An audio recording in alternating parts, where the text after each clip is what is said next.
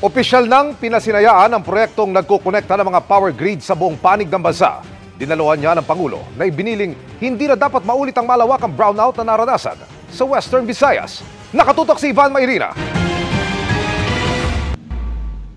3 linggo pa lang ang nakararaan, ilang araw na binalot ng dilim ang Panay Island sa binubuo ng mga lalawigan ng Iloilo, Antique, Capiz at Aklan na nagresulta hindi lang sa matinding abala kundi sa malaking kawalan sa ekonomiya ng rehiyon.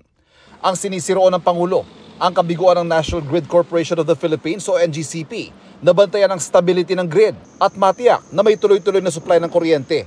Hindi pa rin ito pinalampas ng Pangulo sa pagtitipon sa Malacanang kanina na dinaluhan ng NGCP.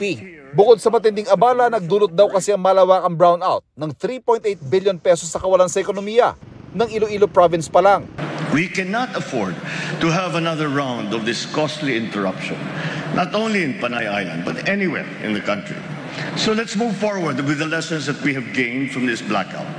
Ensure this massive inconvenience and loss for our people should not occur again. In 3, 2, 1.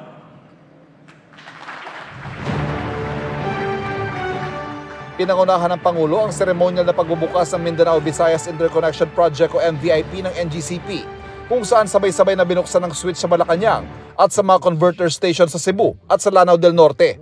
Kinokonekta ng MVIP ang power grid sa Luzon, Visayas at Mindanao sa pamamagitan ng 184-kilometer high voltage direct current submarine cable. Sa pamamagitan nito, mapapadaloy ang supply ng kuryente mula Mindanao patungong Visayas at patungong Luzon at magagamit ang kung saan mga may reserbang kuryente sa grid kung saan ito pinakakailangan. After the MVIP, several big ticket projects will see completion in the next months, also in the next years and within the next 10 years of horizon of our transmission plan. Ipinaalala naman ng Pangulo na ang proyektong ito ay Marso ng 2023 pa ipinangako ng NGCP at matapos ito ay dapat ding tutukan ng 2 pang yugto ng interconnection project na dapat tapusin ng NGCP sa takdang panahon. Pinatitignan na rin ng Pangulo mga panukala na pinapayagan ng third party sa construction ng mga transmission project.